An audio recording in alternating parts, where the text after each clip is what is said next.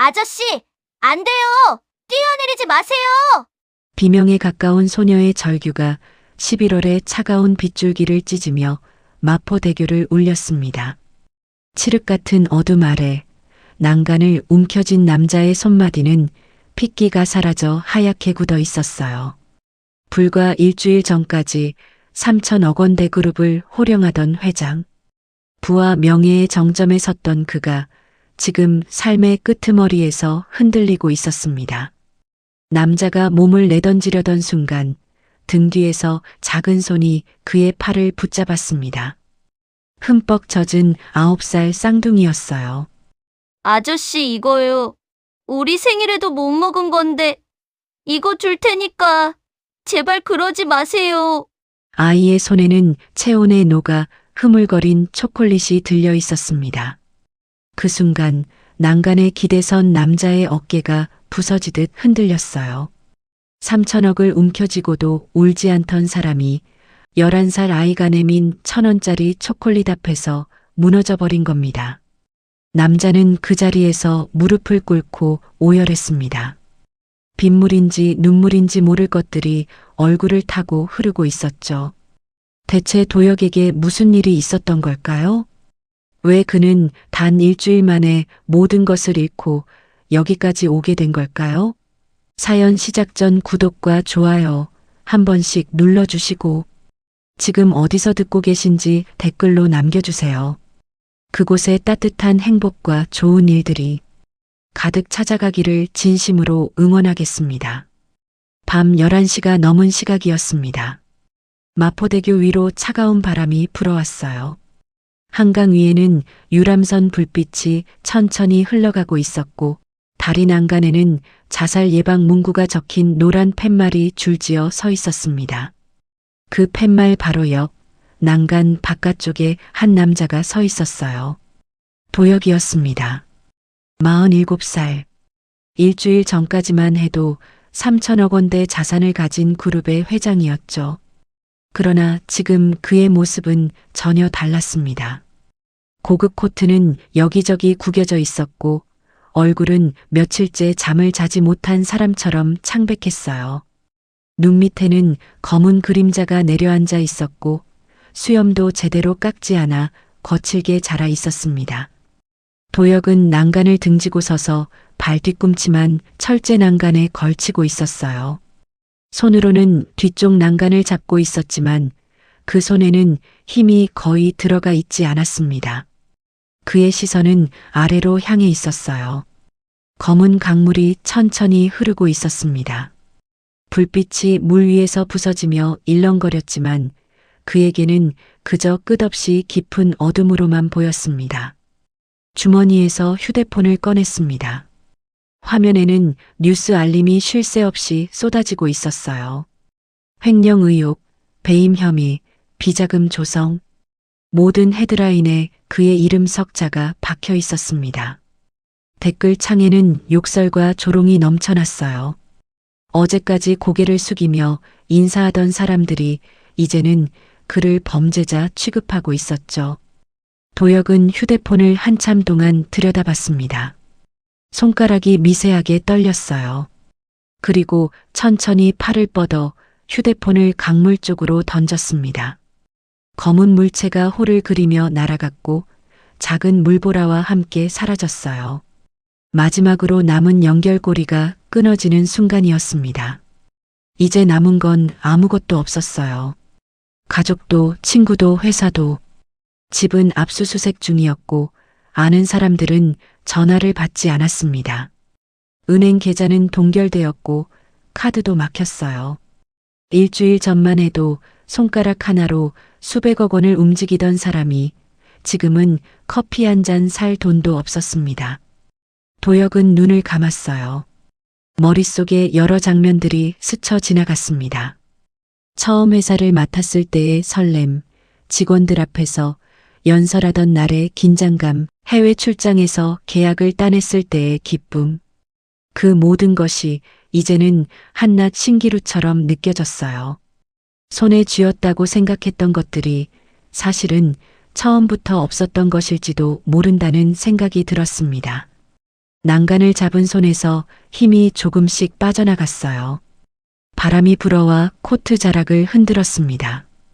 강물 소리가 귓가에 웅얼거리는 것 같았어요. 마치 빨리 오라고 부르는 것처럼. 바로 그때였습니다. 뒤에서 발소리가 들렸어요. 작은 발소리 2개가 다가오고 있었습니다. 도혁은 고개를 돌렸습니다. 놀란 표정이 얼굴에 번졌어요. 12살쯤 되어 보이는 아이들이 서 있었습니다. 쌍둥이였어요. 남자아이와 여자아이. 둘 다 낡은 패딩 점퍼를 입고 있었고 운동화 코는 찢어져 있었습니다. 이 추운 밤에 얇은 옷차림이었지만 아이들의 표정은 추위보다 다른 무언가에 사로잡혀 있었어요.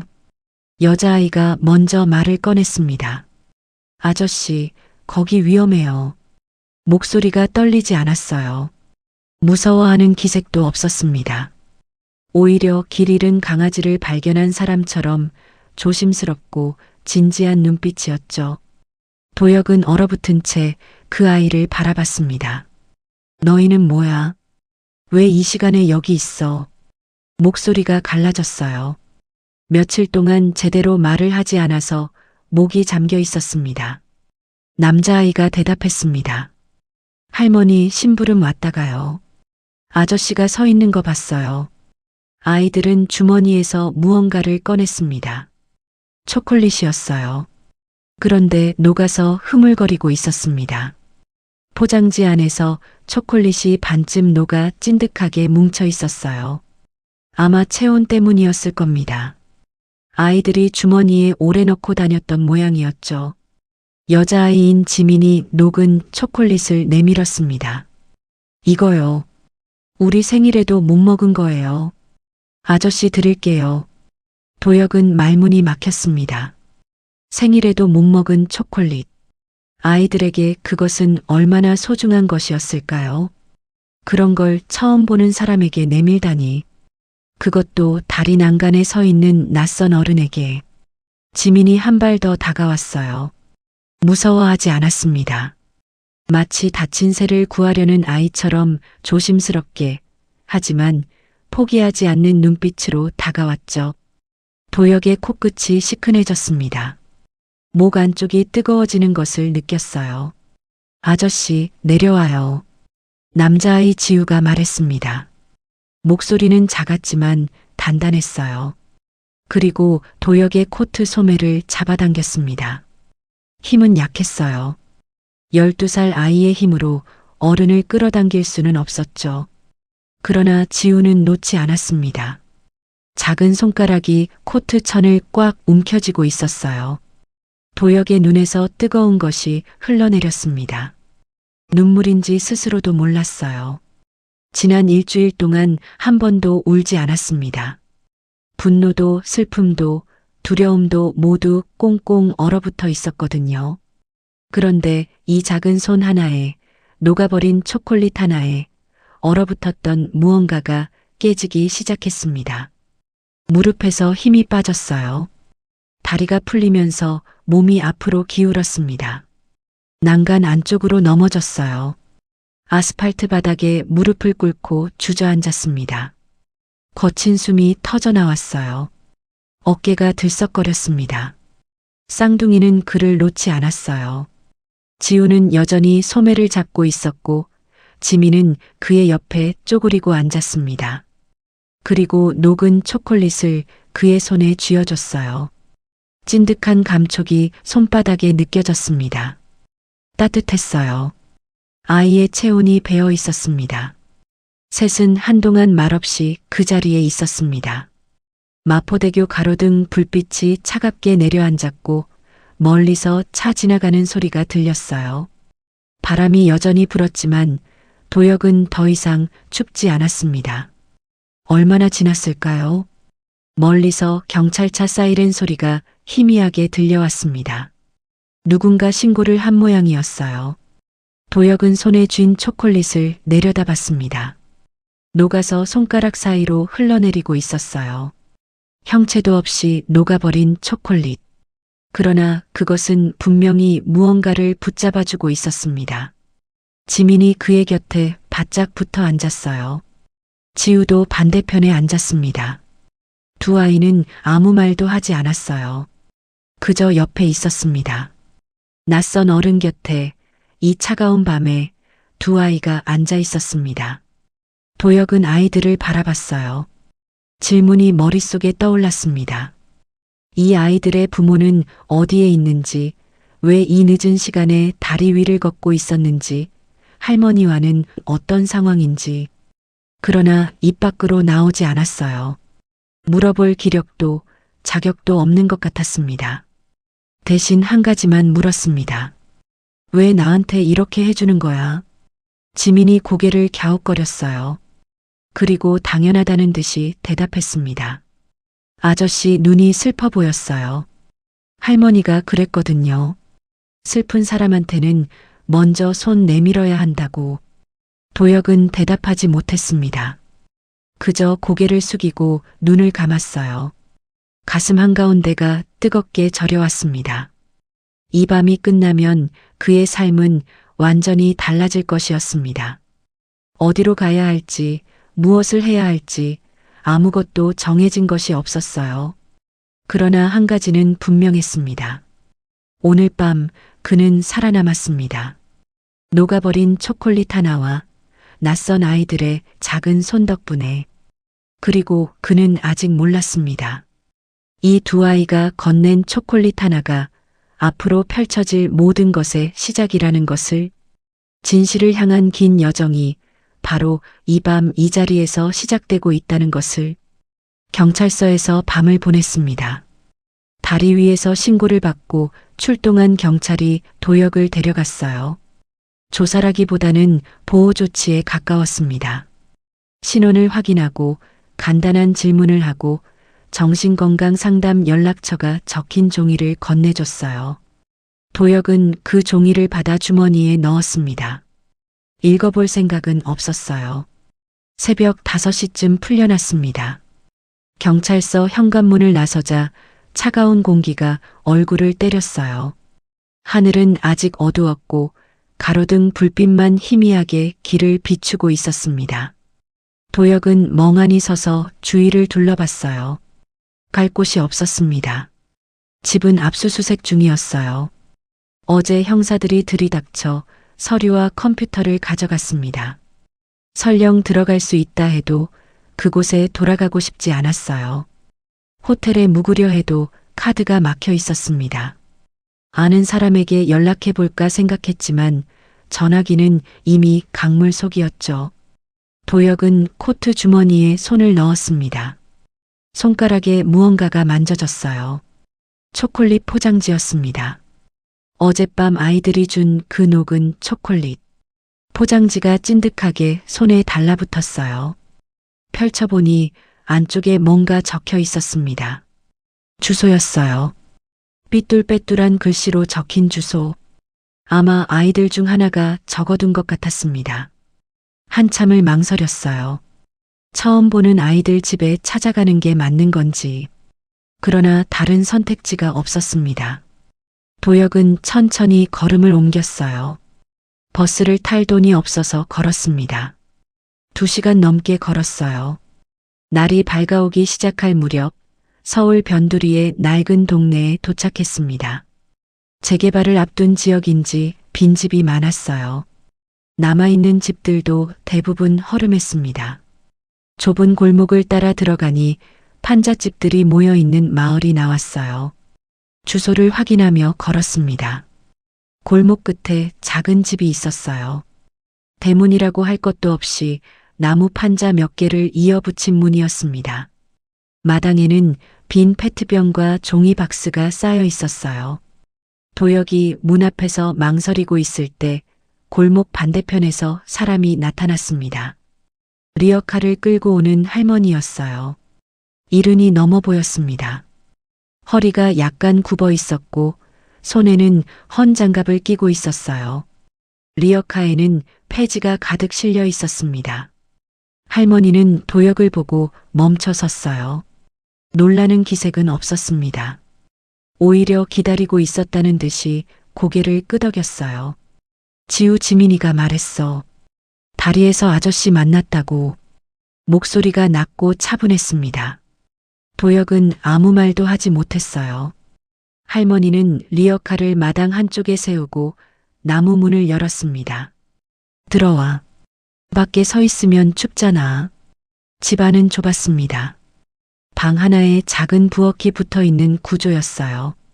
벽에는 곰팡이 자국이 있었고 천장 한쪽은 비닐로 덧대어져 있었습니다. 그러나 바닥은 깨끗하게 쓸려 있었고 이불은 단정하게 개어져 있었어요. 쌍둥이는 아직 자고 있었습니다. 구석에 나란히 누워 담요를 덮고 있었어요. 얼굴이 평화로워 보였습니다. 어젯밤 다리 위에서 봤던 진지한 표정과는 달랐어요. 할머니는 부엌으로 가서 냄비에 물을 올렸습니다. 라면 봉지를 뜯었어요. 도혁은 방바닥에 어색하게 앉아 그 모습을 지켜봤습니다. 아무것도 묻지 않았어요. 왜 다리 위에 있었는지, 무슨 일을 저질렀는지, 뉴스에 나온 그 사람이 맞는지. 할머니는 그냥 라면을 끓였습니다. 잠시 후 김이 모락모락 나는 냄비가 도혁 앞에 놓였어요. 젓가락과 함께 도혁은 냄비를 내려다봤습니다. 라면 국물이 붉게 출렁거렸어요. 코 속으로 익숙한 냄새가 들어왔습니다.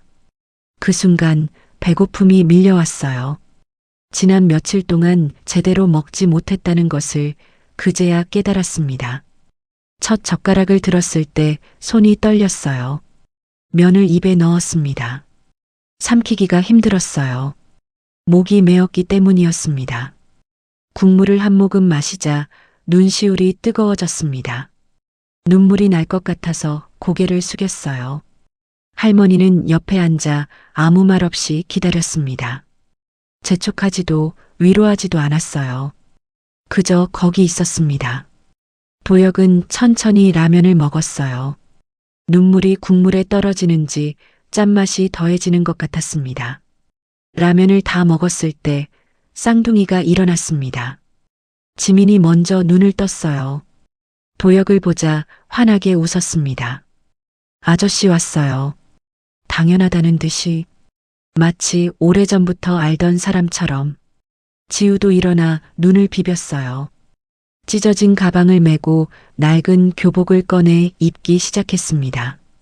학교 갈 준비를 하는 거였어요. 도혁은 그 모습을 바라봤습니다.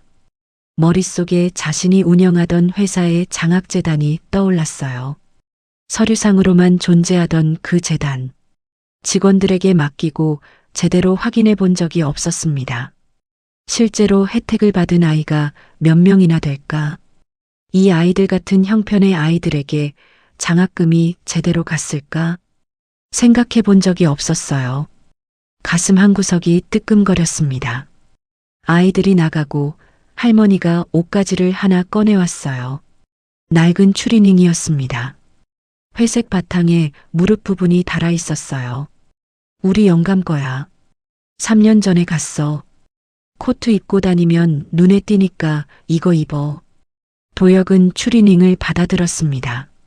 낯선 사람의 옷, 돌아가신 할아버지의 유품, 그것을 처음 보는 사람에게 내미는 할머니.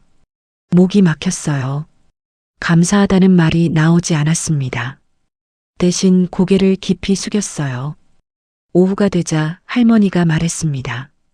여기서 계속 있긴 어려워. 사람 눈도 있고 고시원 아는 데 있어. 거기 가봐. 할머니가 적어준 주소를 들고 골목을 나섰어요. 20분쯤 걸어서 도착한 곳은 오래된 건물이었습니다. 간판에 행복고시원이라고 적혀 있었어요. 페인트가 벗겨져 글자가 흐릿했습니다. 계단을 올라 사무실에 들어갔어요. 40대 남자가 앉아 있었습니다. 총무였어요. 퉁명스러운 표정에 피곤해 보이는 눈. 그러나 도혁을 위아래로 훑어보더니 고개를 끄덕였습니다. 307호 비었어. 보증금 없이 월세만 내면 돼. 형편되면 내고 안 되면 나중에 내. 이유를 묻지 않았어요. 신분증도 요구하지 않았습니다. 그저 열쇠를 건네줬어요. 도혁은 열쇠를 받아들고 복도를 걸었습니다. 307호는 3평 남짓한 방이었어요. 창문 하나, 형광등 하나, 얇은 유 하나. 벽에는 곰팡이 자국이 있었고 창문 밖으로는 다른 건물 벽만 보였습니다. 도혁은 문을 닫고 방바닥에 주저앉았어요. 가진 것이라고는 할머니에게 받은 추리닝과 초콜릿 포장지 뿐이었습니다. 일주일 전만 해도 한강이 내려다 보이는 펜트하우스에서 살았어요. 킹사이즈 침대에 이탈리아산 소파, 매일 새로 바꾸는 생활. 지금은 곰팡이 핀 벽지 사이에서 숨을 쉬고 있었습니다. 밤이 깊어갔어요. 도혁은 천장을 바라보며 누워 있었습니다. 복도에서 다른 방 사람들의 기침 소리가 들렸어요. 어디선가 라디오 소리도 희미하게 새어나왔습니다. 좁고 낡은 공간이었지만 이상하게도 따뜻하게 느껴졌어요. 아무도 묻지 않았습니다. 누구인지, 무엇을 했는지, 왜 이렇게 됐는지. 할머니도, 총무도 그냥 받아줬어요. 그것이 도혁에게는 처음 느껴보는 종류의 위로였습니다. 창문 틈으로 새벽빛이 희미하게 들어왔어요. 긴 밤이 지나가고 있었습니다. 도혁은 눈을 감았어요. 내일 무엇을 해야 할지 아직 몰랐습니다. 그러나 오늘은 살아 있었어요. 그것만으로도 어제와는 달랐습니다. 고시원 생활 3일째였습니다. 도혁은 방에서 거의 나오지 않았어요. 아침에 눈을 떠도 일어날 이유가 없었습니다. 천장만 바라보다가 다시 눈을 감았어요. 배가 고파도 움직이기 싫었습니다. 몸이 무거웠어요. 마치 온몸에 납덩이를 달고 있는 것 같았죠. 총무가 가끔 문 앞에 컵라면을 두고 갔습니다. 똑똑, 노크 소리만 하고 발걸음이 멀어졌어요. 도혁은 한참 뒤에야 문을 열고 라면을 가져왔습니다. 뜨거운 물을 붓고 3분을 기다렸어요. 그게 하루 중 유일하게 하는 일이었습니다. 뉴스는 보지 않았어요.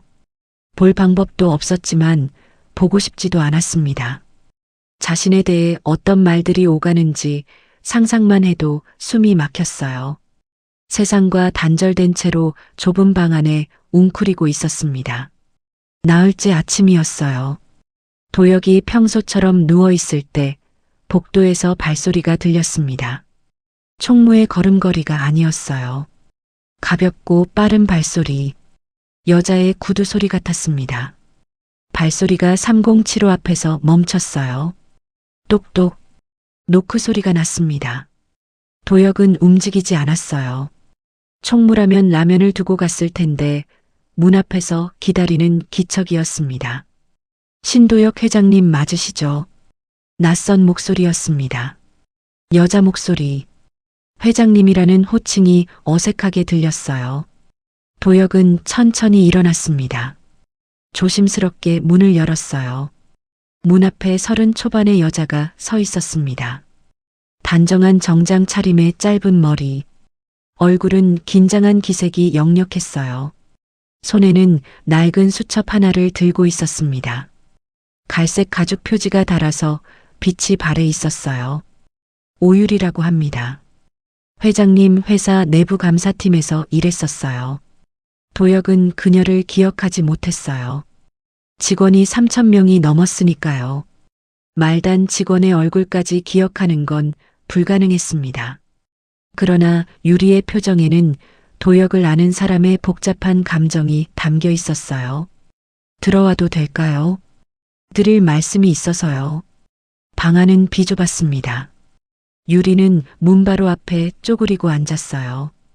도혁은 벽에 등을 기댄 채 그녀를 마주 봤습니다. 어색한 침묵이 잠시 흘렀어요. 유리가 수첩을 내밀었습니다. 갈색 가죽 표지에 볼펜으로 이름이 적혀 있었어요. 서지연. 도혁의 눈동자가 흔들렸습니다. 서지연. 3년 전 비서실에서 일하던 직원. 과로사로 사망했다는 보고를 받았어요. 장례식에 화환을 보냈던 기억이 났습니다. 직접 가지는 않았어요. 그때 해외 출장 중이었거든요. 아니, 솔직히 말하면 그렇게 중요하게 생각하지 않았습니다. 회사에서 직원이 죽는 일은 드물지 않았으니까요. 유리가 말을 이었습니다. 지연 언니가 저한테 이걸 맡겼어요. 죽기 한 달 전에요. 목소리가 살짝 떨렸어요. 유리는 수첩을 쥔 손에 힘을 주었습니다. 언니가 그랬어요. 자기한테 무슨 일이 생기면 이걸 회장님께 전해달라고. 회장님이라면 알아야 할 거라고. 도혁은 수첩을 받아들었습니다. 손이 미세하게 떨렸어요. 표지를 넘겼습니다.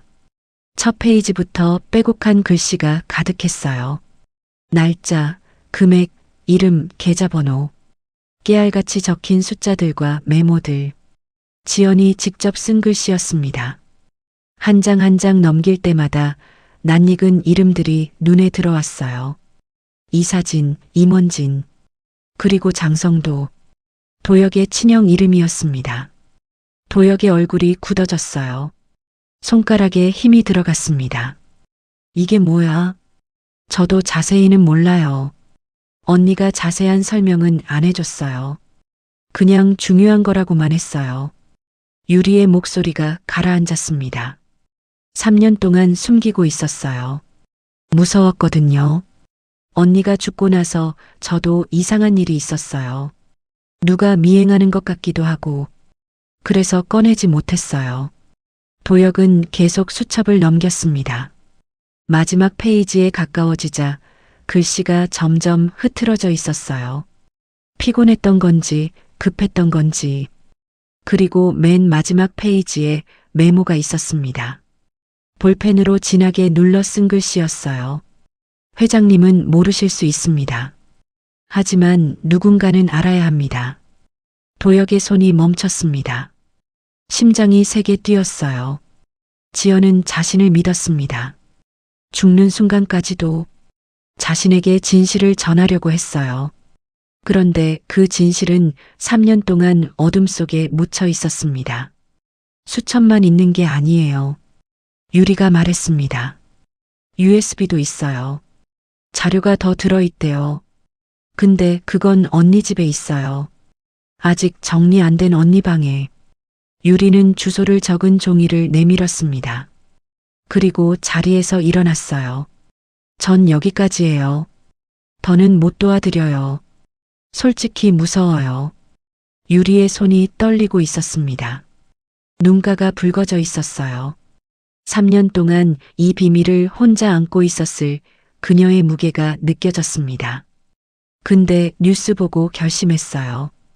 이대로 두면 언니가 너무 억울할 것 같아서. 언니는 나쁜 사람이 아니었어요.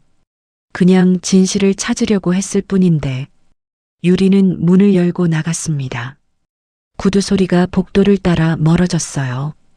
도혁은 혼자 남았습니다. 손에는 수첩이 들려 있었어요. 한참 동안 수첩을 들여다봤습니다. 페이지마다 지연의 흔적이 남아 있었어요. 글씨가 삐뚤어진 곳, 볼펜이 안 나와서 여러 번 그은 곳, 급하게 적다가 오타가 난 곳, 살아있는 사람이 썼던 것들. 그 사람은 이제 없었습니다. 도혁의 눈에 물기가 차올랐어요. 3년 전 한 사람이 혼자서 무언가를 추적했습니다. 그리고 죽었어요. 아무도 몰랐습니다.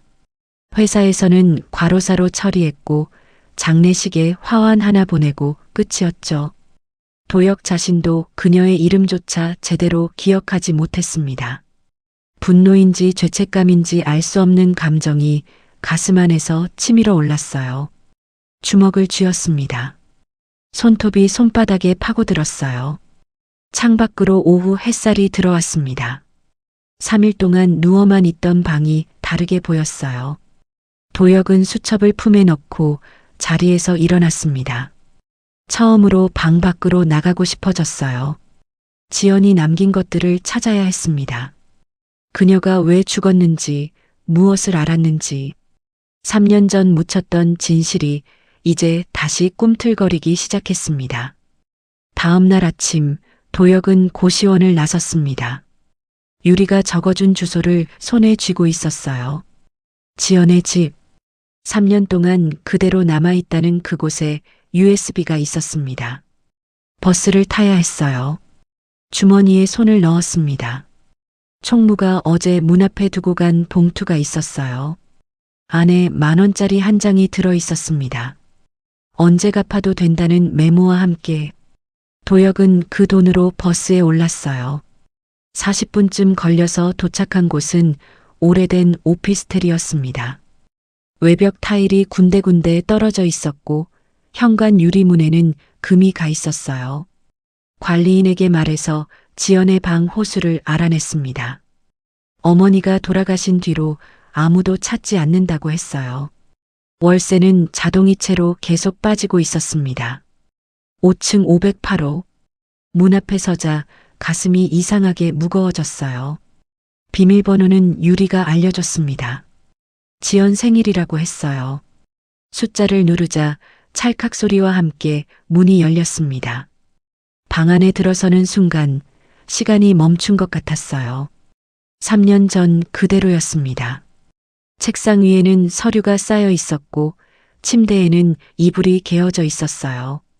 컵에는 마르다 만 커피 자국이 남아 있었습니다. 먼지가 모든 것 위에 얇게 내려앉아 있었어요. 누군가 살다가 갑자기 사라진 흔적. 도혁은 숨을 깊이 들이마셨습니다. 가슴이 먹먹했어요. 책상 서랍을 열었습니다. 펜, 메모지, 명함 몇 장, 그리고 서랍 맨 안쪽에 작은 USB가 있었어요. 검은색 플라스틱에 흰 테이프가 붙어 있었습니다.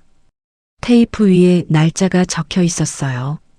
지연이 죽기 일주일 전 날짜였습니다. USB를 주머니에 넣고 방을 나왔어요. 문을 닫을 때 뒤를 한번 돌아봤습니다. 텅 빈 방이 도혁을 바라보는 것 같았어요. 여기서 한 사람이 살았습니다. 밥을 먹고 잠을 자고 무언가를 조사하다가 죽었어요. 그 사람의 흔적이 3년째 먼지 속에 묻혀 있었습니다. USB를 확인하려면 컴퓨터가 필요했어요.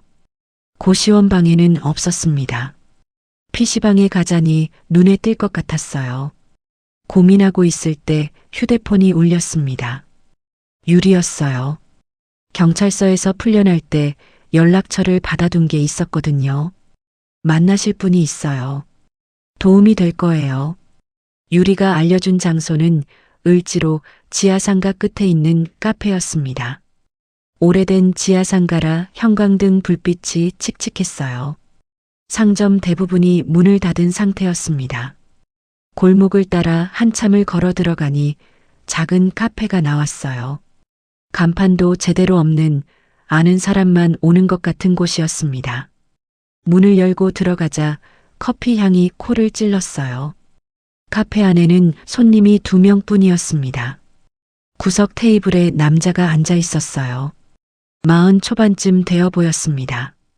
구겨진 셔츠에 피곤한 눈, 턱에는 수염이 덥수룩하게 자라 있었어요. 그러나 눈빛만은 날카로웠습니다.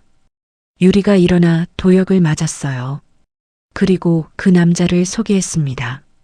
정민호 씨예요. 예전에 경제부 기자였어요.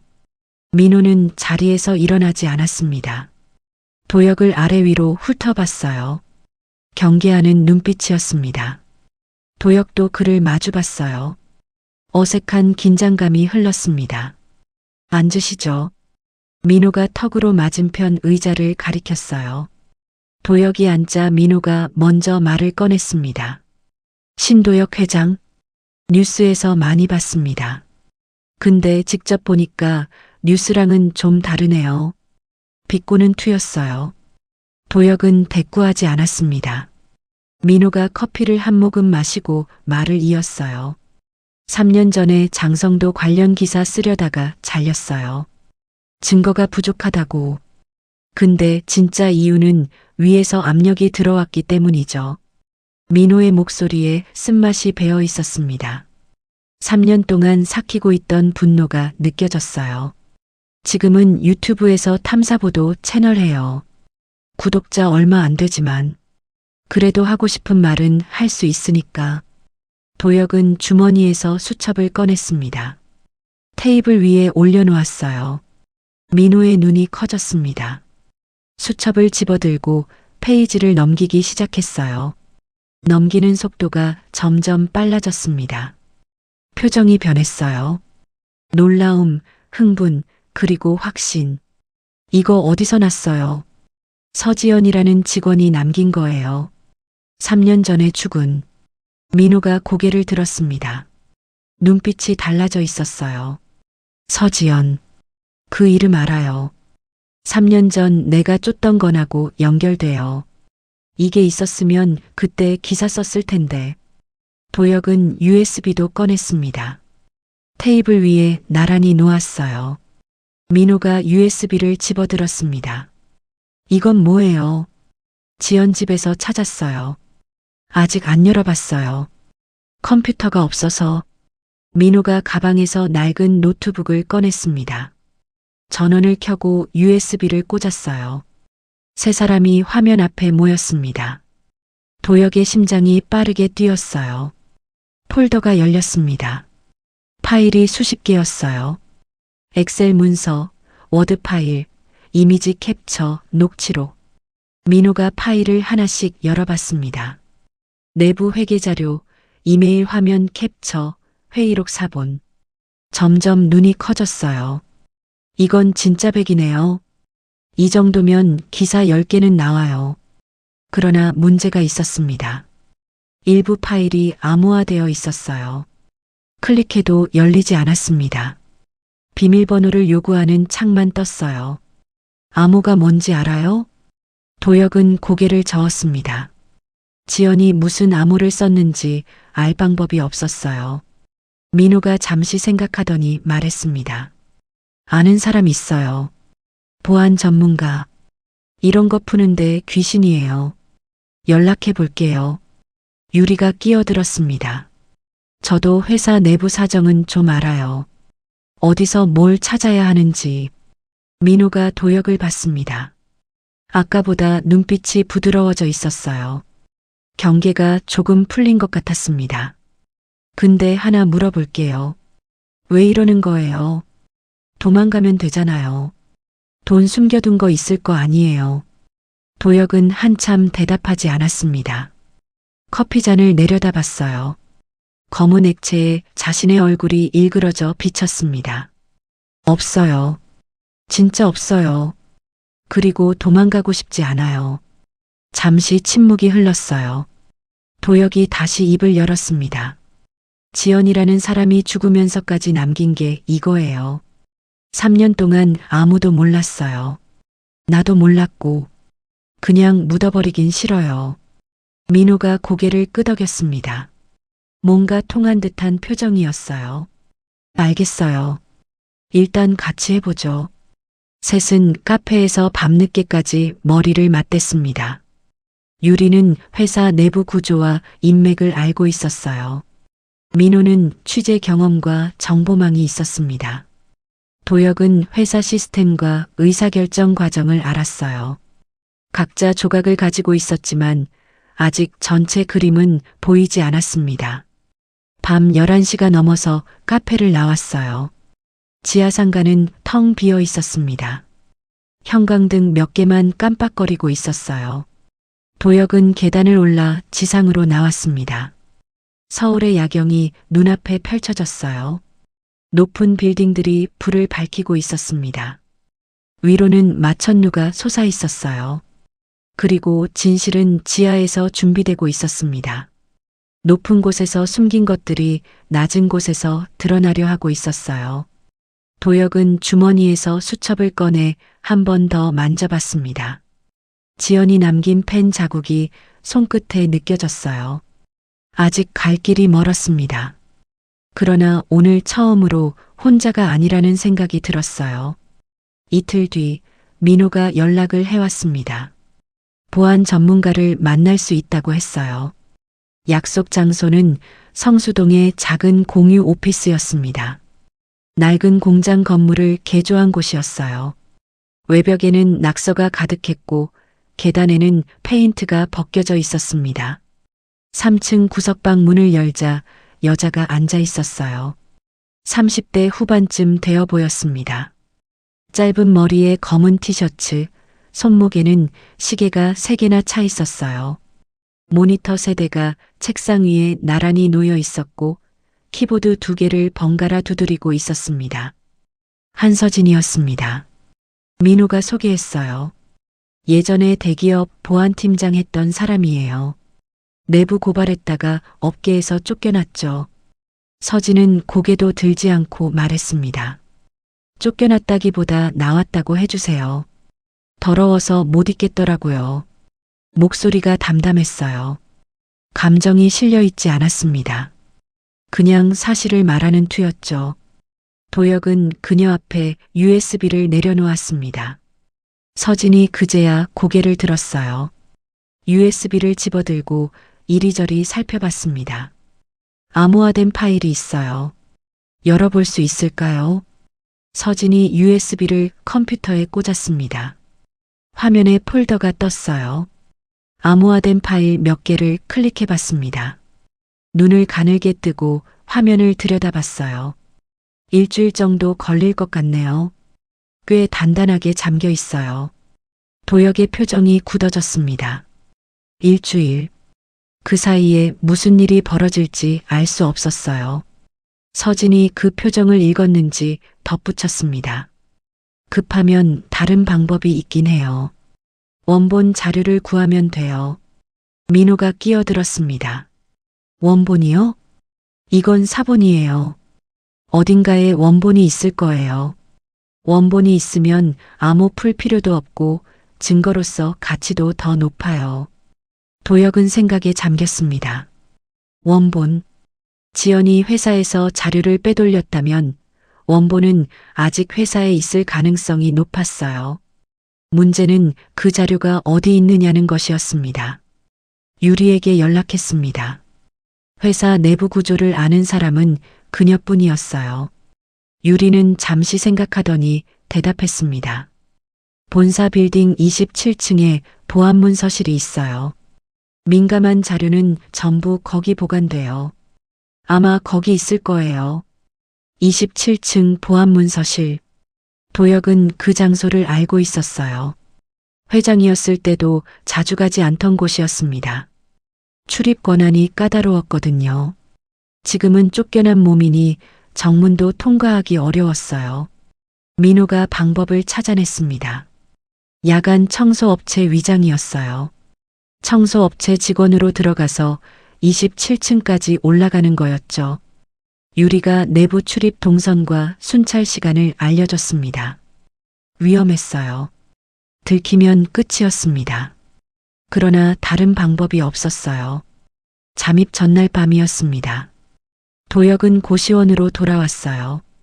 방에 들어가려다가 발걸음을 멈췄습니다. 복도 끝에서 담배 연기가 흘러나오고 있었어요. 옥상으로 통하는 문이 열려 있었습니다. 계단을 올라갔어요. 옥상에 총무가 서 있었습니다. 난간에 팔을 기대고 담배를 피우고 있었어요. 서울 야경이 눈앞에 펼쳐져 있었습니다. 멀리 한강 불빛이 반짝거렸어요. 총무가 고개를 돌렸습니다. 도혁을 보고도 놀라지 않았어요. 잠 안 와요? 도혁은 대답 대신 그의 옆에 섰습니다. 둘은 나란히 서서 야경을 바라봤어요. 바람이 불어와 머리카락을 흔들었습니다. 한동안 아무 말도 없었어요. 총무가 담배를 한 대 꺼내 도혁에게 내밀었습니다. 도혁은 받아서 입에 물었어요. 라이터 불을 받아 담배에 붙였습니다. 연기가 폐 안으로 들어왔어요. 오래간만이었습니다. 회장이었을 때는 건강 관리한다고 끊었거든요. 총무가 먼저 입을 열었습니다. 나도 예전에 큰 회사 다녔어요. 부장까지 했는데 구조조정 당하고 여기저기 떠돌다가 여기 왔죠. 담담한 목소리였어요. 별것 아니라는 듯이 말했습니다. 그러나 그 몇 마디 안에 수년간의 이야기가 담겨 있었어요. 도혁은 귀 기울였습니다. 처음으로 자신과 비슷한 추락을 겪은 사람을 만난 기분이었어요. 물론 규모는 달랐겠죠. 그러나 높은 곳에서 떨어지는 느낌은 비슷했을 겁니다. 근데 말이에요. 총무가 담배 연기를 내뿜으며 말했습니다. 떨어지고 나니까 보이는 것들이 있더라고요. 위에 있을 때는 못 봤던 것들. 도혁은 대답하지 않았어요. 그냥 고개만 끄덕였습니다. 총무도 더 묻지 않았어요. 둘은 담배를 다 피울 때까지 말없이 서 있었습니다. 다음 날 밤 잠입이 시작됐습니다. 도혁은 청소복을 입고 청소도구함을 밀며 건물 후문으로 들어갔어요. 심장이 미친 듯이 뛰었습니다. 손바닥에 땀이 흥건했어요. 경비원이 신분증을 확인했습니다. 위조한 직원증을 내밀었어요. 경비원이 힐끗 보더니 고개를 끄덕였습니다. 통과였어요. 엘리베이터를 타고 27층으로 올라갔습니다. 문이 열리자 긴 복도가 나타났어요. 형광등 불빛이 차갑게 빛나고 있었습니다. 발소리를 죽이며 걸었어요. 심장 소리가 귀에 울렸습니다. 보안문 서실 앞에 도착했어요. 철제문에 카드 인식기가 붙어 있었습니다. 유리가 준 복제 카드를 꺼냈어요. 손이 떨렸습니다. 카드를 인식기에 가져다 댔어요. 1초, 2초, 시간이 멈춘 것 같았습니다. 삐소리와 함께 녹색 불이 들어왔어요. 문이 열렸습니다. 안으로 들어갔어요. 캐비닛이 벽면을 따라 줄지어 있었습니다. 라벨을 확인하며 빠르게 훑어봤어요. 시간이 없었습니다. 민호가 말해준 대로 10분 안에 나가야 했어요. 그 이상 있으면 순찰에 걸릴 수 있었습니다. 손가락이 캐비닛을 훑었어요. 프로젝트명이 적힌 라벨들이 눈앞을 스쳐갔습니다. 그러다 한 곳에서 멈췄어요. 라벨에 적힌 이름이 눈에 들어왔습니다. 낯익은 이름이었어요. 심장이 쿵하고 내려앉는 것 같았습니다. 파일을 꺼내 펼쳐볼 시간은 없었어요. 그냥 품 안에 넣었습니다. 청소복 안쪽에 숨겼어요. 문을 닫고 복도로 나왔습니다. 엘리베이터를 타고 내려갔어요. 후문을 나서는 순간까지 숨을 제대로 쉬지 못했습니다. 건물 밖으로 나오자 찬바람이 얼굴을 때렸어요. 도혁은 깊게 숨을 들이마셨습니다. 다리에 힘이 풀렸어요. 전봇대에 기대어 서서 한참을 가만히 있었습니다. 품 안의 파일이 느껴졌어요. 심장 바로 옆에서 무겁게 눌렸습니다. 여기에 무엇이 들어있는지 아직 몰랐어요. 그러나 한 가지는 확실했습니다. 돌아갈 수 없는 선을 넘었다는 것. 사흘 뒤 서진에게서 연락이 왔습니다. 암호가 풀렸다고 했어요. 예상보다 빨랐습니다. 도혁은 민호, 유리와 함께 성수동 공유 오피스로 향했어요. 서진의 방에 들어서자 모니터 세대에 파일들이 펼쳐져 있었습니다. 서진은 의자에 앉은 채 고개만 돌렸어요. 생각보다 양이 많네요. 이 정도면 몇 년치예요. 민호가 모니터 앞으로 다가갔습니다. 화면을 훑어보더니 휘파람을 불었어요. 대박이다. 비자금 흐름, 해외 유령 회사, 리베이트네요. 이거 전부 터뜨리면 난리 나겠는데요.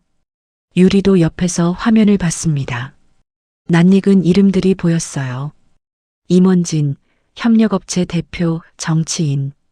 유리의 얼굴이 창백해졌습니다. 이 사람들 전부 연루된 거예요? 서진이 고개를 끄덕였어요. 그런 것 같아요.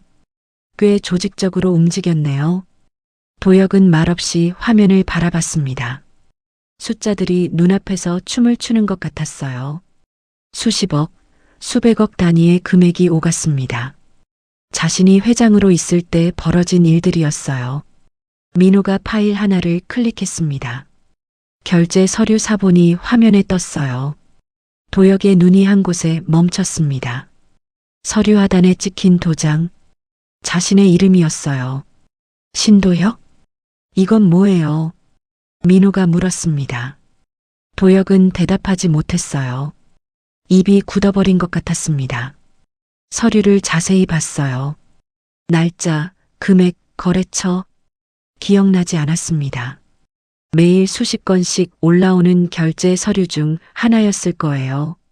내용을 확인하지 않고 도장을 찍었던 것들, 몰랐어요. 도혁의 목소리가 갈라졌습니다. 진짜 몰랐어요. 이런 내용인 줄. 민호가 도혁을 바라봤습니다. 눈빛이 복잡했어요. 믿어야 할지 말아야 할지 판단하는 눈이었습니다. 근데 서명은 본인 거잖아요. 도혁은 대답하지 못했어요. 그랬습니다. 서명은 자신의 것이었어요. 내용을 몰랐다고 해도 책임에서 완전히 벗어날 수는 없었습니다. 법적으로도 도의적으로도 유리가 끼어들었습니다. 지금 중요한 건 그게 아니에요. 과거에 몰랐던 것과 지금 아는 것을 구분해야 해요. 지금 우리가 해야 할 건 진실을 밝히는 거예요. 민호가 한숨을 쉬었어요. 그리고 고개를 끄덕였습니다. 알겠어요. 일단 자료 정리부터 하죠. 서진이 파일들을 폴더별로 분류하기 시작했습니다. 민호는 기사 초안을 구상했어요. 유리는 내부 증언을 확보할 방법을 생각했습니다. 방 안에 키보드 소리와 마우스 클릭 소리가 울렸어요. 도혁은 창가에 서서 밖을 바라봤습니다. 마음 한구석이 무거웠어요. 자료는 확보했지만 기쁘지 않았습니다. 자신의 서명이 찍힌 서류들, 몰랐다는 말이 변명처럼 느껴졌어요. 다음 날 도혁은 판잣집을 찾아갔습니다. 할머니께 인사드리고 싶었어요. 그리고 솔직히 아이들이 보고 싶었습니다.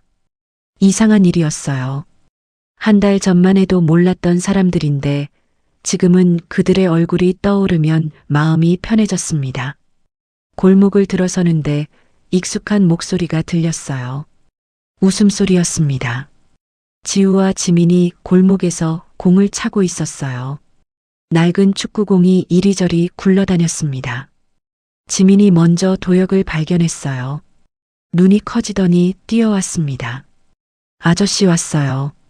지우도 뒤따라왔어요. 두 아이는 도혁이 앞에 서서 올려다봤습니다. 해맑은 얼굴이었어요. 복잡한 생각이 사라지는 것 같았습니다. 밥 먹었어요? 지우가 물었어요. 도혁은 고개를 저었습니다. 아침부터 아무것도 먹지 않았거든요. 그럼 들어와요. 할머니가 감자 삶았어요. 아이들이 도혁의 손을 잡아 끌었습니다. 작은 손이 따뜻했어요. 도혁은 끌려가듯 판잣집 안으로 들어갔습니다. 할머니는 부엌에서 감자를 삶고 있었어요. 김이 모락모락 나는 냄비가 보였습니다. 도혁을 보자 고개를 끄덕였어요. 왔어? 앉아. 군더더기 없는 말투였습니다. 도혁은 방바닥에 앉았어요. 아이들이 양옆에 앉았습니다. 할머니가 삶은 감자를 접시에 담아내왔어요. 소금 종지도 함께 넷이 둘러앉아 감자를 먹었습니다. 뜨거워서 호호 불어가며 한 입씩 베어 물었어요. 고소한 맛이 입안에 퍼졌습니다. 지민이 감자를 먹다 말고 말했어요. 아저씨, 우리 학교에서 현장학습 가요. 다음 주에. 어디 가는데? 동물원이요. 근데 버스비가 비싸대요. 지우가 끼어들었어요. 선생님이 안 가도 된다고 했어요. 근데 친구들 다 가는데. 도혁은 아이들을 바라봤습니다. 표정에는 실망이 묻어 있었지만 투정을 부리지는 않았어요. 어린 나이에 참는 법을 알고 있는 아이들이었습니다. 가슴이 먹먹해졌어요. 주머니에 손을 넣었습니다. 돈이 없었어요. 지금 가진 건 며칠 전 민호에게 빌린 몇만 원뿐이었습니다. 다음에 아저씨가 용돈 줄게. 입에서 나온 말이었어요. 약속할 처지가 아니었는데 그 말이 나왔습니다. 아이들의 눈이 반짝였어요. 진짜요? 응. 약속? 할머니가 도혁을 바라봤습니다. 아무 말도 하지 않았어요. 그냥 감자를 한 입 베어 물었습니다. 그러나 그 눈빛에는 무언가가 담겨 있었어요. 걱정인지 안쓰러움인지. 저녁 무렵까지 판잣집에 있었습니다. 창밖으로 노을이 졌어요. 주황빛이 좁은 방 안을 물들였습니다. 도혁은 생각했어요. 이 순간을 지키고 싶다고, 이 사람들에게 떳떳한 사람이 되고 싶다고. 밤이 되어 고시원으로 돌아왔습니다. 복도를 걸어 307호 앞에 섰어요. 그런데 뭔가 이상했습니다. 문이 살짝 열려 있었어요. 아침에 나올 때 분명히 잠갔는데 천천히 문을 밀었습니다. 방 안이 어두웠어요. 불을 켰습니다. 순간 숨이 멎는 것 같았어요. 방이 엉망이었습니다. 서랍이 뒤집혀 있었고 이불이 바닥에 널브러져 있었어요. 옷가지가 흩어져 있었고 작은 가방도 열려 있었습니다. 누군가 다녀간 흔적이 역력했어요. 도혁은 급히 옷장 뒤를 확인했습니다. 수첩을 숨겨둔 곳이었어요. 손을 넣어 더듬었습니다. 있었어요. 수첩은 그대로 있었습니다. USB도 서진에게 맡겨둔 상태였고요. 한숨을 내쉬었어요. 그러나 안도는 잠시뿐이었습니다. 누군가 자신을 추적하고 있었어요. 경고였습니다. 우리가 지켜보고 있다는 메시지. 도혁은 엉망이 된 방 한가운데 서서 주위를 둘러봤습니다. 손이 떨렸어요. 아까까지의 평화로운 기분이 산산이 부서졌습니다. 승리는 아직 멀었어요. 싸움은 이제 시작이었습니다. 창밖으로 서울의 불빛이 보였어요. 저 빛들 어딘가에서 누군가가 자신을 감시하고 있었습니다. 도혁은 주먹을 쥐었어요. 물러설 수 없었습니다. 여기서 포기하면 지연도 아이들도 모두 헛되게 되는 거였어요. 방 침입 사건 이후 도혁은 팀을 긴급 소집했습니다. 더 이상 숨어서 조사할 수 없었어요. 적이 먼저 움직이기 전에 터뜨려야 했습니다. 성수동 공유 오피스에 넷이 모였어요. 민호, 유리, 서진, 그리고 도혁. 분위기가 무거웠습니다. 서진이 정리한 자료를 화면에 띄웠어요. 비자금 흐름도, 해외 송금 내역, 위조 계약서 사본. 증거는 충분했습니다. 민호가 말했어요. 기사 준비는 다 됐어요. 오늘 밤에 올리면 내일 아침 뉴스에서 다룰 거예요. 유리가 고개를 끄덕였습니다. 회사 내부에서도 증언해줄 사람 2명 확보했어요. 익명 조건으로. 모든 준비가 끝났어요. 버튼 하나만 누르면 세상에 공개되는 거였습니다. 그런데 도혁의 휴대폰이 울렸어요. 모르는 번호였습니다. 받을까 말까 망설이다가 통화 버튼을 눌렀어요. 도혁아. 익숙한 목소리였습니다. 심장이 철렁 내려앉았어요. 형이었습니다. 장성도. 만나자. 할 얘기가 있어. 일방적으로 장소를 통보하고 전화가 끊겼어요. 도혁은 휴대폰을 내려다봤습니다. 손이 미세하게 떨렸어요.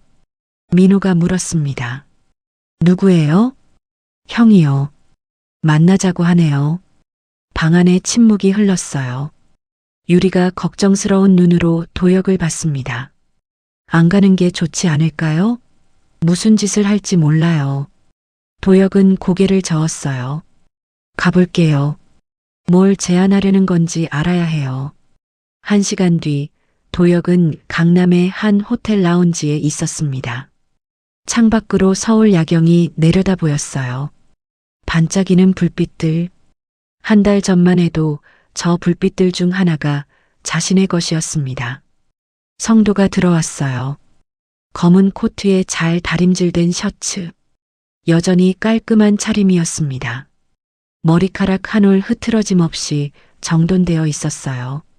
성공한 사업가의 전형적인 모습. 그러나 도혁의 눈에는 다르게 보였습니다. 성도가 맞은편에 앉았어요. 웨이터가 다가왔지만 손짓으로 물렸습니다. 둘 사이에 무거운 침묵이 흘렀어요. 성도가 먼저 입을 열었습니다. 고생 많았다. 고시원 생활이 어땠어? 비웃는 투였어요. 도혁은 대답하지 않았습니다. 성도가 웃음을 거두고 본론으로 들어갔어요. 거래하자. 내가 가진 자료 전부 없애. 대신 해외로 나가. 생활비는 내가 댈게. 조용히 살아. 도혁은 형의 얼굴을 바라봤습니다. 10년 넘게 형제로 지냈지만 지금은 완전히 낯선 사람 같았어요. 형이 한 거 맞아요? 비자금, 해외 송금, 전부. 성도가 고개를 끄덕였어요. 부정하지 않았습니다. 오히려 당당했어요. 사업이 그런 거야. 깨끗하기만 하면 망해. 너도 회장하면서 알았잖아. 도혁의 주먹이 떨렸어요. 다음 질문이 목까지 차올랐습니다. 물어야 했어요. 물어야만 했습니다. 서지연. 알아요? 성도의 표정이 굳어졌어요. 찰나였지만 도혁은 보았습니다. 그리고 성도가 대답했어요. 알지. 비서실 직원이었잖아. 그 사람이 뭘 알았어요? 성도가 한숨을 쉬었습니다. 귀찮다는 듯이 쓸데없이 많이 알았어.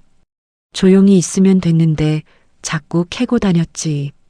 도혁의 심장이 세차게 뛰었어요. 목소리가 떨렸습니다. 그래서 어떻게 했어요? 어떻게 하긴. 그냥 뒀지. 알아서 쓰러졌잖아. 과로사라고 처리됐고 알아서 쓰러졌다. 그 말이 머릿속에서 맴돌았어요. 지연은 혼자서 진실을 추적했습니다. 위험을 감수하면서. 그리고 쓰러졌어요. 아무도 돕지 않았습니다. 성도는 그걸 알면서 방치했어요. 도혁의 손이 테이블 위에서 부르르 떨렸습니다. 분노가 가슴 안에서 끓어올랐어요. 그러나 얼굴에 드러내지 않으려 애썼습니다. 성도가 말을 이었어요. 옛날 얘기야. 지금 중요한 건 내 앞날이지. 자료 터뜨리면 나도 끝나지만 너도 끝나. 알잖아. 서명은 내 거야. 도혁은 알고 있었어요. 서류에 찍힌 자신의 도장. 내용을 몰랐다고 해도 법적 책임에서 자유로울 수 없었습니다.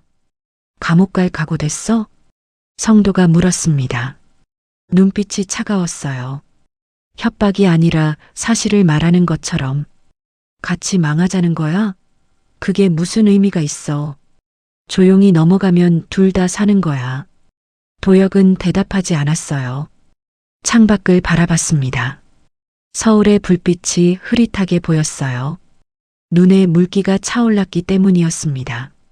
지연의 얼굴이 떠올랐어요. 만난 적은 없었습니다. 장례식에 화합만 보냈죠. 그러나 수첩의 글씨를 통해 그녀를 알게 됐어요. 꼼꼼하고 정의로웠고 끝까지 포기하지 않았던 사람. 그 사람이 자신을 믿었습니다. 죽는 순간까지도. 도혁은 자리에서 일어났어요. 성도를 내려다봤습니다. 거래 안 해요. 성도의 눈이 가늘어졌어요. 뭐? 진실은 밝혀져야 해요. 나도 책임져야 할 게 있으면 지겠어요. 성도가 웃었습니다. 비웃음이었어요. 웃기네. 정의로운 척하기는. 넌 몰랐다고? 그 많은 돈이 오가는데 진짜 몰랐어? 도혁은 대답하지 않았어요. 돌아서서 라운지를 나왔습니다. 등 뒤로 성도의 목소리가 들렸어요. 후회할 거야. 분명히. 밖으로 나오자 비가 내리고 있었습니다. 우산이 없었어요. 빗줄기가 얼굴을 때렸습니다. 차갑고 세찬 비. 도혁은 그냥 걸었어요. 옷이 젖는 것도 신경 쓰지 않았습니다. 골목을 돌아 큰 길로 나왔어요. 휴대폰을 꺼내 민호에게 전화했습니다. 기사 올려요. 지금 바로. 전화를 끊고 하늘을 올려다봤습니다. 빗물이 눈으로 흘러들어왔어요. 아니, 눈물이었는지도 모릅니다. 구분이 되지 않았어요. 그날 밤 민호의 유튜브 채널에 기사가 올라갔습니다. 제목은 단순했어요. 장성도 회장 10년간의 비자금. 영상 조회수가 폭발했습니다. 댓글이 쏟아졌어요. 아침이 되자 모든 뉴스에서 이 이야기를 다뤘습니다. 검찰이 움직이기 시작했어요. 회사 주가가 폭락했습니다. 성도의 얼굴이 모든 화면에 떴어요. 도혁은 고시원 방에서 뉴스를 봤습니다. 기쁘지 않았어요. 진실은 드러났지만 지연은 돌아오지 않았습니다. 자신의 서명도 거기 있었어요. 싸움은 끝난 게 아니었습니다. 이제부터 시작이었어요. 기사가 터지고 이틀이 지났습니다. 세상이 뒤집어졌어요. 뉴스마다 장성도의 이름이 나왔고 인터넷은 비난 댓글로 뒤덮였습니다. 회사 주가는 반토막이 났어요. 임원들이 줄줄이 사표를 냈습니다. 그러나 도혁에게도 폭풍이 몰려왔어요. 아침 8시 고시원 문을 두드리는 소리에 눈을 떴습니다. 문을 열자 검은 정장 차림의 남자 2명이 서 있었어요. 검찰이었습니다. 신도혁 씨, 함께 가시죠. 참고인이 아니라 피의자 신분이었습니다. 성도 측이 반격한 거였어요. 서류에 찍힌 도혁의 서명을 증거로 제출했습니다. 형만 범인이 아니라 동생도 공범이라고. 검찰청으로 연행됐어요. 좁은 조사실에 앉았습니다. 형광등 불빛이 차갑게 내려왔어요. 맞은편에 검사가 앉았습니다. 서류 뭉치를 탁자 위에 올려놓았어요. 신도혁 씨, 이 서류들 서명이 본인 것 맞습니까? 도혁은 서류를 봤습니다. 자신의 도장이 찍혀 있었어요. 부정할 수 없었습니다. 네, 제 서명 맞습니다. 그럼 이 거래 내용도 알고 계셨던 거군요. 아니요. 서명은 했지만 내용은 몰랐습니다.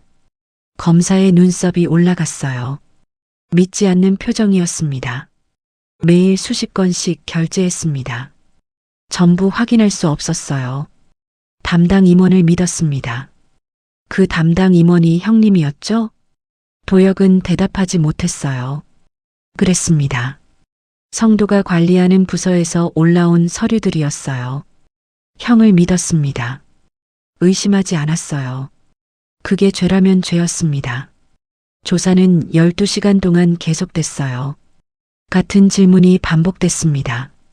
몰랐다고 말해도 검사의 표정은 변하지 않았어요. 지쳤습니다. 몸도 마음도.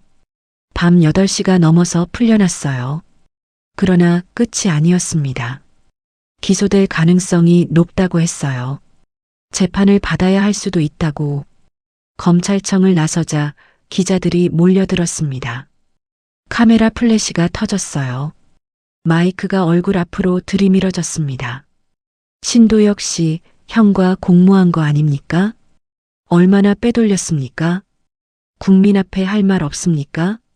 도혁은 고개를 숙이고 걸었어요. 아무 말도 하지 않았습니다. 할 말이 없었어요. 아니, 해도 소용없었습니다.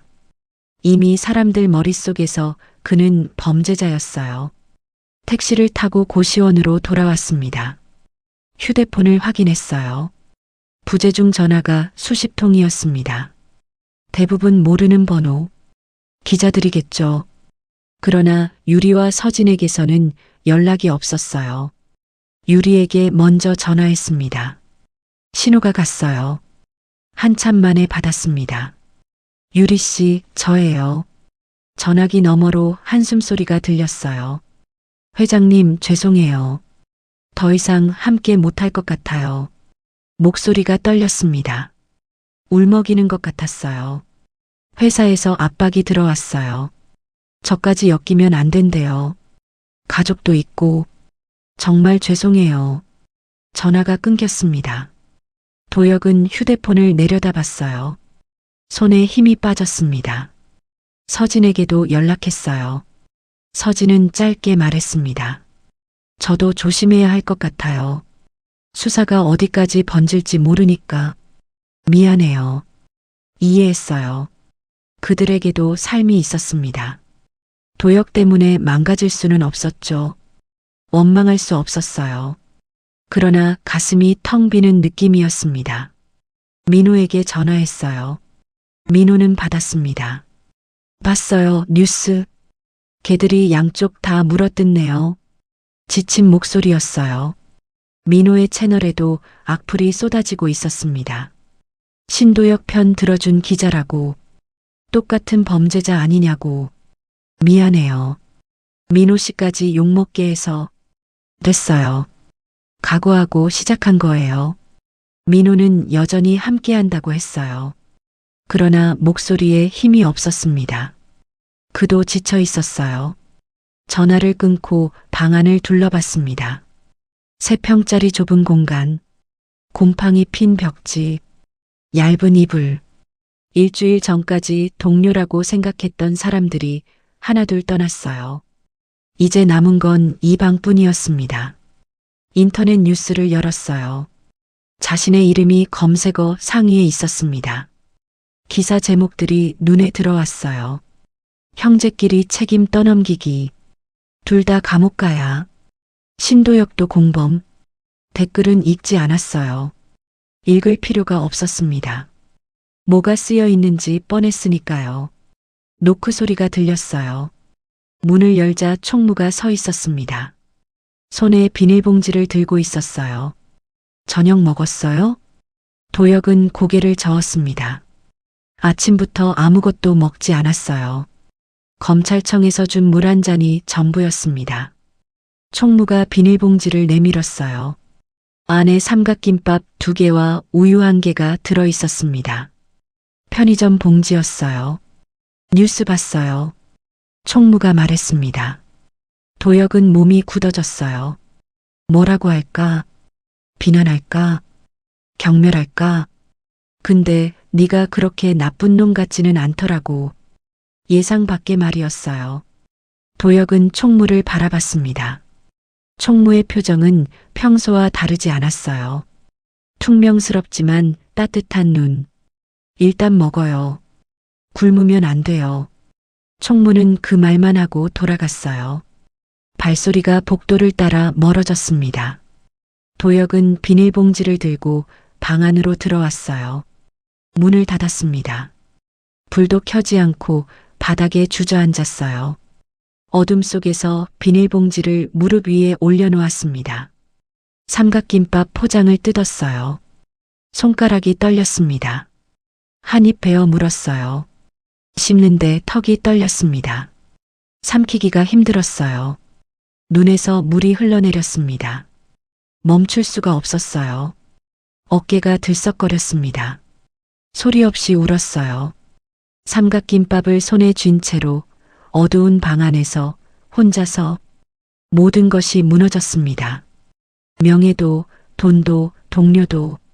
한 달 전만 해도 회장이었어요. 지금은 범죄자 취급을 받고 있었습니다. 믿었던 형은 자신을 팔아넘겼어요. 함께했던 사람들은 떠났습니다. 그러나 이상하게도 죽고 싶지 않았어요. 한 달 전에는 다리 위에 서 있었습니다. 뛰어내리려고 했어요. 모든 게 끝났다고 생각했죠. 지금도 모든 게 끝난 것 같았어요. 아니, 그때보다 더 나빴습니다. 그런데 죽고 싶지 않았어요. 눈물을 닦았습니다. 삼각김밥을 마저 먹었어요. 우유도 마셨습니다. 배가 조금 찼어요. 창밖으로 새벽빛이 희미하게 들어오기 시작했습니다. 밤새 잠을 자지 못했어요. 그러나 버텼습니다. 살아 있었어요. 총무가 건넨 삼각김밥. 그 작은 것이 의미가 있었어요. 누군가는 아직 자신을 사람으로 봐주고 있었습니다. 그것만으로도 어제와 달랐어요. 긴 밤이 지나가고 있었습니다. 일주일이 지났습니다. 도역은 고시원 방에서 거의 나오지 않았어요. 커튼을 치고 누워 있었습니다. 먹는 것도 씻는 것도 최소한으로만 했어요. 민호가 몇 번 찾아왔지만 말이 없었습니다. 포기한 사람처럼 보였어요. 어느 날 오후였습니다. 문 두드리는 소리가 들렸어요. 총무인가 싶어서 대답하지 않았습니다. 그런데 문이 열렸어요. 잠그지 않았던 거였습니다. 들어온 건 총무가 아니었어요. 할머니였습니다. 뒤에 지우와 지민이 서 있었어요. 도혁은 놀라서 벌떡 일어났습니다. 며칠째 씻지 않은 행색이 부끄러웠어요. 할머니, 어떻게 여기를? 총무한테 물어봤지. 걱정돼서 왔어. 할머니가 방 안을 둘러봤어요. 눈살을 찌푸렸습니다. 컵라면 용기가 쌓여 있었고 빨래가 구석에 뭉쳐 있었어요. 냄새도 났을 거예요. 쌍둥이가 도혁에게 다가왔습니다. 지민이 도혁의 손을 잡았어요. 아저씨, 뉴스에서 봤어요. 근데 우리는 아저씨 믿어요. 지우도 고개를 끄덕였어요. 할머니가 그랬어요. 아저씨 눈은 나쁜 사람 눈이 아니라고. 도혁은 아무 말도 못했습니다. 목이 막혔어요. 세상 모든 사람이 손가락질할 때 이 아이들은 자신을 믿어준다고 했습니다. 할머니가 도혁의 손을 잡았어요. 주름진 손이었습니다. 폐지를 줍느라 거칠어진 손가락. 그러나 따뜻했어요. 살다 보면 넘어질 때가 있어. 중요한 건 다시 일어나는 거야. 도혁은 고개를 숙였습니다. 눈물이 날 것 같았어요. 혼자 못 일어나겠으면 손 내밀어. 그게 부끄러운 게 아니야. 할머니의 목소리가 잔잔했습니다. 훈계가 아니었어요. 그냥 사실을 말하는 것처럼. 도혁은 고개를 끄덕였습니다. 말이 나오지 않았지만 할머니는 알아들은 것 같았어요. 할머니와 아이들을 따라 판잣집으로 갔습니다. 오랜만에 밖으로 나왔어요. 햇빛이 눈부셨습니다. 바람이 얼굴을 스쳤어요. 일주일 동안 잊고 있던 감각들이었습니다. 판잣집에서 저녁을 먹었어요. 할머니가 된장찌개를 끓여줬습니다. 쌍둥이와 나란히 앉아 밥을 먹었어요. 아무도 뉴스 이야기를 하지 않았습니다. 그냥 밥을 먹고 아이들의 학교 이야기를 들었어요. 평범한 저녁이었습니다.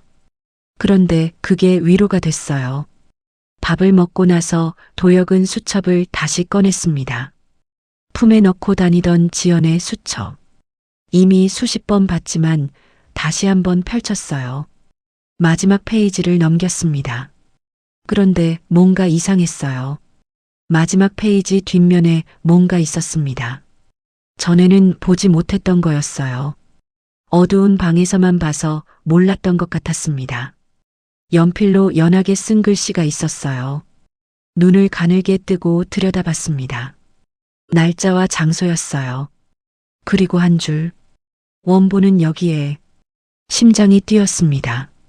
지연이 남긴 마지막 단서였어요. 원본 자료가 따로 있었습니다. 지금까지 공개된 건 사본이었어요. 진짜 증거는 다른 곳에 숨겨져 있었던 거였습니다. 민호에게 바로 전화했어요. 민호 씨 찾았어요. 지연 씨가 남긴 단서가 또 있었어요. 민호의 목소리에 활기가 돌아왔습니다. 다음 날 함께 움직였어요. 단서가 가리킨 곳은 오래된 은행이었습니다. 대여금고 서비스를 하는 곳이었어요. 지연이 생전에 빌려둔 금고가 있었습니다. 열쇠는 USB와 함께 있었어요. 작은 열쇠. 처음에는 뭔지 몰랐던 것. 금고 번호와 열쇠 번호가 맞았습니다. 은행 직원의 안내를 받아 금고실로 들어갔어요. 금고를 열었습니다. 안에 하드디스크 하나, 문서 뭉치, 그리고 작은 캠코더가 들어 있었어요. 도혁의 손이 떨렸습니다. 이게 지연이 목숨 걸고 지킨 것들이었어요. 민호의 사무실로 가져갔습니다. 하드디스크를 연결하고 파일을 열었어요. 이전에 봤던 자료보다 훨씬 많았습니다. 더 구체적이고 더 결정적인 증거들.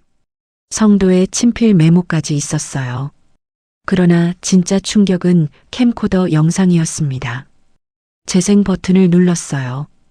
화면에 여자가 나타났습니다. 30대 초반. 짧은 머리에 피곤한 얼굴. 서지연이었어요. 도혁은 처음으로 그녀의 얼굴을 봤습니다. 지연이 카메라를 보며 말하기 시작했어요. 목소리가 떨렸지만 눈빛은 단단했습니다. 이 영상을 보시는 분께 저는 서지연입니다. 회사 비서실에서 일하고 있어요. 지연은 자신이 발견한 것들을 설명했어요. 비자금의 흐름, 관련된 사람들, 증거가 있는 위치, 조리 있게, 차분하게, 마치 보고서를 읽듯이. 그리고 영상 마지막에 이렇게 말했습니다. 회장님께서 이 영상을 보신다면 저는 회장님을 믿었습니다. 회장님은 몰랐을 거라고 생각해요. 그래서 이걸 남깁니다. 진실이 밝혀지길 바랍니다. 화면이 꺼졌어요. 방 안에 침묵이 흘렀습니다. 도혁은 움직이지 못했어요. 화면을 바라본 채 굳어 있었습니다. 지연은 혼자서 모든 걸 감당했어요. 위험을 알면서도 조사를 멈추지 않았습니다. 그리고 마지막까지 자신을 믿어줬어요. 눈물이 흘러내렸습니다. 멈출 수가 없었어요. 어깨가 떨렸습니다. 민호가 옆에서 아무 말 없이 기다려줬어요. 한참을 울었습니다. 그리고 눈물을 닦았어요. 고개를 들었습니다. 이걸로 끝내야 해요. 목소리가 갈라졌지만 흔들리지 않았어요. 지연 씨가 믿어줬어요. 그 믿음에 응답해야 해요. 민호가 고개를 끄덕였습니다. 두 사람은 화면 앞에 나란히 앉았어요. 밤새 자료를 정리했습니다. 이번에는 완벽하게 빠져나갈 구멍 하나 없이. 창밖으로 동이 터왔어요. 새벽빛이 방 안으로 들어왔습니다. 도혁은 창밖을 바라봤어요. 오랜만에 아침이 기다려졌습니다. 지연의 영상과 원본 자료가 공개됐습니다. 파장은 이전과 비교할 수 없었어요. 모든 뉴스가 이 이야기를 다뤘습니다.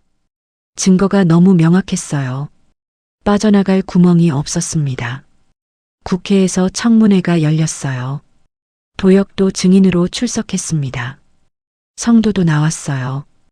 형제가 나란히 앉았습니다. 그러나 완전히 다른 위치에서였어요.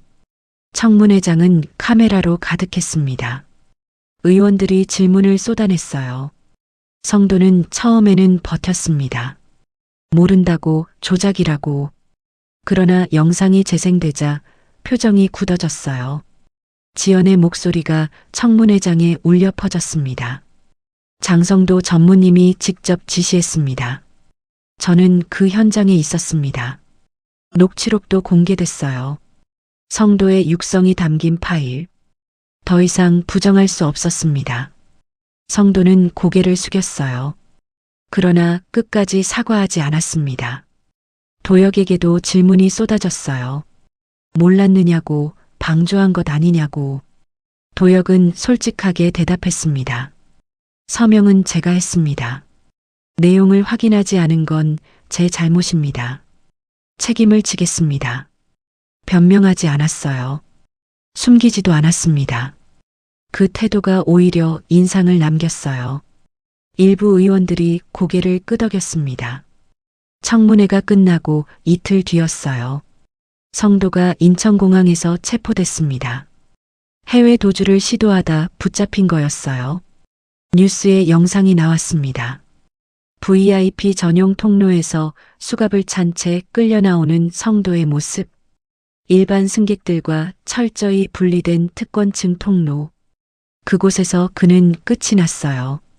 도혁은 그 뉴스를 고시원 방에서 봤습니다. 감정이 복잡했어요. 형이었습니다. 같은 부모 밑에서 자란 사람. 어렸을 때는 함께 뛰어놀았어요. 언제부터 이렇게 멀어졌을까? 생각해봐도 정확한 시점은 떠오르지 않았습니다. 도혁도 재판을 받았어요. 기소는 됐지만 적극적인 내부 고발과 증거 제출이 참작됐습니다. 판사는 판결문을 읽었어요. 집행유예. 감옥에는 가지 않았습니다. 법정을 나서는데 기자들이 몰려들었어요. 마이크가 다가왔습니다. 소감 한 말씀 해주시죠. 도혁은 잠시 멈췄어요. 카메라를 바라봤습니다. 그리고 천천히 말했습니다. 피해자분들께 죄송합니다. 그리고 진실을 위해 싸우다 돌아가신 서지연 씨께 감사드립니다. 남은 삶은 갚는 데 쓰겠습니다. 석 달이 지났습니다. 도혁은 작은 재단을 설립했어요. 이름은 생명다리. 극단적 선택을 막고 위기에 처한 사람들에게 손을 내미는 일을 하는 곳이었습니다. 자신이 다리 위에서 받았던 것처럼 다른 사람에게 손을 내밀고 싶었어요. 지연의 이름을 건 장학기금도 함께 만들었습니다. 형편이 어려운 학생들에게 학비를 지원하는 기금이었어요. 지연이 살아서 하고 싶었을 일을 대신하고 싶었습니다. 재단 사무실은 작았어요. 직원도 몇 명 안 됐습니다. 그러나 시작이 중요했어요. 도혁은 매일 출근해서 상담 전화를 받았습니다. 처음에는 어색했어요. 뭐라고 말해야 할지 몰랐습니다. 그러나 조금씩 배워갔어요. 민호도 함께 했습니다. 재단 홍보를 맡았어요. 유튜브 채널에 재단 이야기를 올렸습니다. 구독자가 조금씩 늘었어요. 관심을 가지는 사람들이 생겼습니다. 어느 저녁이었어요. 도혁은 마포대교를 찾았습니다. 석 달 전 자신이 서 있던 그 난간 앞이었어요. 이번에는 혼자가 아니었습니다. 쌍둥이가 함께 있었어요. 지우와 지민은 커피 우유를 들고 난간에 기대어 섰습니다. 강물 위로 노을이 번지고 있었어요. 주황빛이 물 위에서 일렁거렸습니다. 바람이 불어왔지만 차갑지 않았어요. 도혁의 휴대폰이 울렸습니다. 문자였어요. 재단에서 온 알림이었습니다. 생명다리 첫 상담 완료. 구조 한 명. 화면을 바라봤어요. 심장이 뛰었습니다. 누군가가 다리 위에서 내려왔어요. 자신처럼 손을 내밀었더니 누군가가 잡았습니다. 지민이 도혁을 올려다봤어요. 아저씨, 뭐예요? 좋은 소식이에요? 도혁은 고개를 끄덕였습니다. 미소가 지어졌어요. 오랜만에 짓는 미소였습니다. 응, 좋은 소식이야. 지우가 물었어요. 아저씨, 이제 괜찮아요? 도혁은 강물을 바라봤습니다. 노을빛이 눈에 들어왔어요. 석 달 전 이곳에 섰을 때는 저 강물이 자신을 부르는 것 같았습니다. 끝없이 깊은 어둠처럼 보였어요. 지금은 달랐습니다. 그냥 강물이었어요. 흐르고 있었습니다. 그래, 이제 괜찮아. 주머니에 손을 넣었어요. 손가락에 뭔가가 만져졌습니다. 초콜릿 포장지였어요. 석 달 전 이 아이들이 건넸던 그 녹은 초콜릿의 포장지. 버리지 않고 가지고 다녔습니다. 꺼내서 바라봤어요. 구겨지고 빛바랜 포장지. 그러나 도혁에게는 무엇보다 소중한 것이었습니다. 이게 없었다면 오늘 이 자리도 없었어요. 재단도, 문자도, 이 아이들과 함께 노을을 보는 일도. 지민이 포장지를 보더니 웃었어요. 아저씨, 그거 아직도 가지고 있었어요? 응. 버리면 안 될 것 같아서. 지우가 고개를 갸웃거렸어요. 왜요? 그냥 초콜릿 껍데기인데. 도혁은 웃었습니다. 아이들은 몰랐어요. 이 껍데기 하나가 자신의 목숨을 붙잡아줬다는 걸. 그리고 그 뒤로 이어진 모든 것의 시작이었다는 걸. 나중에 알려줄게. 셋은 난간에 나란히 서서 노을을 바라봤어요. 바람이 머리카락을 흔들었습니다. 강 위로 유람선이 지나갔어요. 불빛이 반짝거렸습니다. 도혁은 생각했어요. 처음 이곳에 왔을 때와 지금은 전혀 달랐습니다. 그때는 모든 게 끝났다고 생각했어요. 지금은 시작이었습니다. 손을 내밀면 누군가는 잡는다는 걸 알았어요. 그리고 이제는 자신이 손을 내미는 사람이 됐습니다. 노을이 점점 짙어졌어요. 하늘이 보라색으로 물들었습니다. 곧 밤이 올 거였어요. 그러나 두렵지 않았습니다. 내일 아침이 오면 또 해가 뜰 테니까요. 도혁은 초콜릿 포장지를 다시 주머니에 넣었어요. 그리고 아이들의 어깨에 손을 올렸습니다. 셋은 말없이 강물을 바라봤어요. 다리 위에는 차들이 지나가고 사람들이 걸어 다녔습니다. 평범한 저녁이었어요. 그러나 도혁에게는 평범하지 않았습니다. 살아 있었으니까요. 그리고 이제는 누군가를 살릴 수 있었으니까요. 오늘의 이야기가 마음에 작은 울림이 되셨다면 앞으로도 잔잔한 위로가 될 이야기들로 찾아뵐 수 있도록 구독과 좋아요 부탁드리겠습니다. 그리고 오늘 사연의 주인공을 위한 따뜻한 한마디도 댓글로 남겨주시면 감사하겠습니다. 언제나 여러분의 하루를 응원하겠습니다. 마음사이이었습니다.